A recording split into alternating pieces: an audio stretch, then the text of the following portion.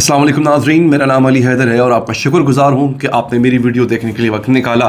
नाज़रीन, कांग्रेसमैन हैं जो अमेरिका के ऐवान नुमाइंदगान के लोग हैं, उन्होंने जब इस पे बात करना चाही तो उनके आगाज़ के जुमले थे कि आज की जो हेयरिंग है, आज की जो सुनवाई है, वो बड़ी ही दिलचस्प, बहुत इंटरेस्टिंग होने जा रही है, क्योंकि आज हम खलाई मखलूक का जिक्र करने जा रहे हैं। एग्जैक्टली यही बात मैं करूँगा कि आज की वीडियो बहुत इंटरेस्टिंग होने जा रही है, क्योंकि मैं आपसे खलाई मखलूक का जिक्र करने जा रहा हूँ। ये कोई दो मलाई कहानी नहीं है, कोई फिक्शन नहीं है, बल्कि हकीकत में अमरीका के ऐवान नुमाइंदगान में, जैसे हमारे यहाँ पार्लियामेंट होती है, अमरीका में ऐवान नुमाइंदगान है, वहाँ पर बाकायदा तौर पर इस इशू को डिस्कस किया गया और ये सवालात पूछे गए, ये बात की गई कि क्या वाकई ही अमरीकी हुकूमत और अमरीकी फ़ौज दहाइयों पे मुहित एक ऐसा प्रोग्राम चला रही है कि उनके पास बाकायदा तौर पे न सिर्फ खलाई मखलूक की उड़न तश्तरियाँ मौजूद हैं, बल्कि खलाई मखलूक भी उनके पास है जिन पे वो तजुर्बात कर रही है। ऐसे कुछ सबूत सामने आए। हमने आज से पहले हॉलीवुड की मूवीज़ में देखा था और हमने बेशुमार ऐसी मूवीज़ देख छोड़ी हैं जिनमें एलियंस का जिक्र है, जिसमें खलाई मखलूक का कोई शख्स आता है उड़न तशरी लेके ज़मीन पर हमला करने आता है, वो ज़मीन वालों को तंग कर रहा है, या फिर खलाई मखलूक की कोई तशरी गिर जाती है, क्रैश हो जाती है, फिर वो जो अंदर से एक सबज़ किस्म की कोई चीज़ निकलती है, वो बड़ी खौफनाक किस्म की होती है। ये हम देखते आए थे, कहानियाँ सुनते आए थे, लेकिन अब बाकायदा तौर पर इस पर अमरीका में हुकूमती सतह पर बहस हो रही है। ये कुछ ऐसी चीज़ें सामने आई हैं कि जिसके बाद वहां की हुकूमत ने ये जरूरी समझा कि इस पे अब बात की जाए। तो नाज़रीन, आज की वीडियो मैं बाकायदा आगाज़ करता हूं, मगर आपसे दरख्वास्त है कि हमारी हौसला अफजाई के लिए आप वीडियो को लाइक ज़रूर कर दीजिए और चैनल को सब्सक्राइब कर लीजिए। अच्छा नाज़रीन, अब होता ये है, अमरीकी कांग्रेस की एक कमेटी है, जिसे सब कमेटी जिनको कहा जाता है। अच्छा, उस सब कमेटी ने एक हेयरिंग रखी और कुछ अमरीकी साबिका पायलट्स को बुलाया। ये वो पायलट्स थे जिन्होंने परवाज़ के दौरान उड़न तश्तरियाँ देखी। कुछ फ़ौजी ऐसे थे जिन्होंने उड़न तश्तरियों को क्रैश होते देखा और फिर उस क्रैश उड़न तश्तरियों में से ऐसी चीज़ें बाहर निकलती देखी जो कि गैर इंसानी थी। ये अल्फाज हैं, मैं मतलब एग्जैक्टली वो अल्फाज कोट कर रहा हूँ जो इस हेयरिंग के दौरान एक रिटायर्ड मेजर के अपने अल्फाज थे कि ये गैर इंसानी, गैर मरी क़ुव्वतें थीं जिनको उन उड़न तश्तरियों से बाद में निकलते देखा। फिर सवालात किए गए कि वो उड़न तश्तरियाँ कहाँ हैं, वो गैर इंसानी चीज़ें जो हैं वो अब किसके कब्ज़े में हैं। तो फिर जिक्र हुआ कि 1930 से लेके अब तक अमेरिका में एक ऐसा खुफिया प्रोग्राम चलाया जा रहा है जिसकी जगह का किसी को मालूम नहीं है, कि वहाँ पे खलाई मखलूक की इन तमाम चीज़ों को रखा गया है और उसकी रिवर्स इंजीनियरिंग की जा रही है। ये अल्फाज सुनिएगा। अब ये एसोसिएटेड प्रेस की जो खबर है, अब जो एपी है, जो लोग ख़बरों से शगफ रखते हैं उनको पता है एपी एक बहुत बड़ा ख़बर रसां इदारा है, दुनिया में इसका नाम है। एपी की खबर मैं आपको दे रहा हूँ, खुद से कोट नहीं कर रहा। एपी कहता है, whistle blower tells Congress the US is concealing multi decade program that captures UFOs. यानी ये शख्स जो है विसल ब्लोअर कहते हैं कि कोई भी खबर को ब्रेक करने वाला शख्स जो है, उस आदमी का कहना है कि अमरीकी हुकूमत कई दहाइयों पे मुहित एक खुफिया प्रोग्राम को छुपाना चाह रही है, जो कि यूएफओ कहते हैं अनआइडेंटिफाइड फ्लाइंग ऑब्जेक्ट। यूएफओ उड़न तश्तरी को कहते हैं, ठीक है, समझ आ गई, आसान अल्फाज में बता रहा हूँ। या यूएफपी भी कहते हैं, अनआइडेंटिफाइड फ्लाइंग फिनोमिना, या इसको यूएफओ भी कहते हैं। इनके पास वो उड़न तश्तरियाँ हैं और इन्होंने इस बात को छुपा के रखा हुआ है। बाकायदा इस पे हेयरिंग हुई है नाजरीन। उस हेयरिंग का कुछ हिस्सा जो है, मिस्टर ग्रश उसका नाम है, रिटायर्ड मेजर है, वो उसका कुछ हिस्सा मैं आपको सुनवाना चाहता हूँ, ये सुन लीजिए ज़रा।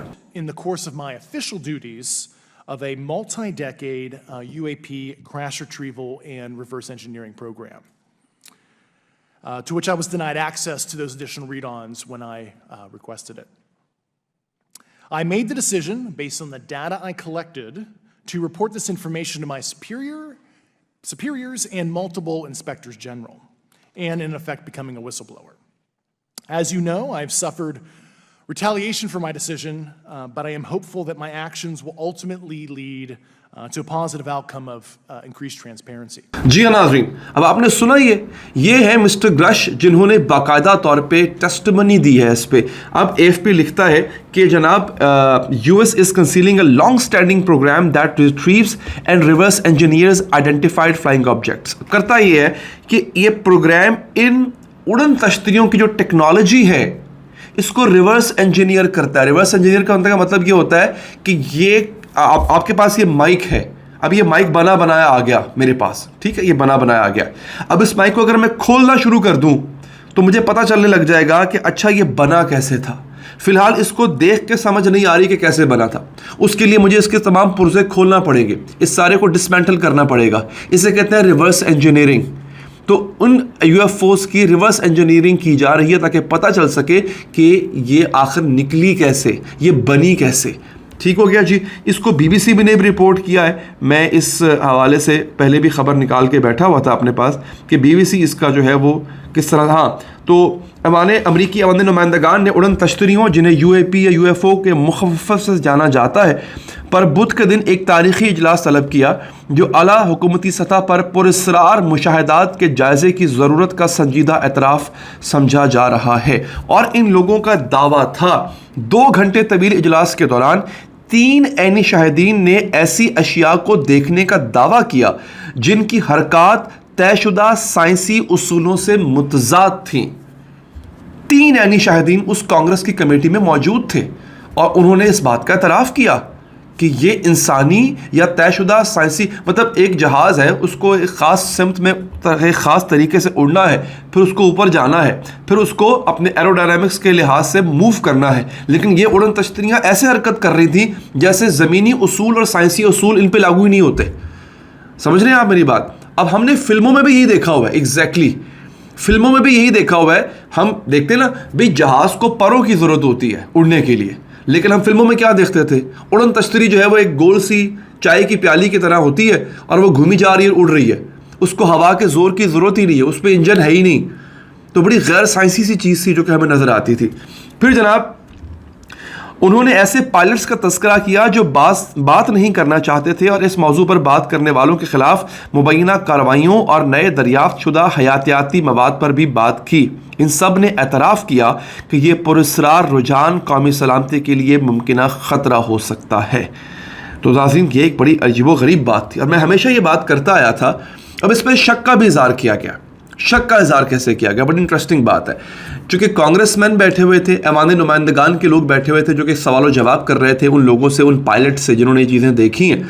वो ये कह रहे थे कि जनाब एक बात बताइए, एक बात समझ से बाहर है हमारी, कि ये जो खलाई मखलूक और इनकी उड़न तश्तरियाँ हैं ये करोड़ों भी नहीं, लाखों करोड़ों नहीं, अरबा साल का सफ़र करके ज़मीन पहुँची है।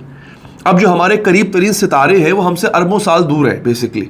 अगर ये उन सितारों से आए हैं लोग और अरबों साल का सफ़र करके आए हैं तो इतने नाअहल थे कि ज़मीन पर आके क्रैश हो गए।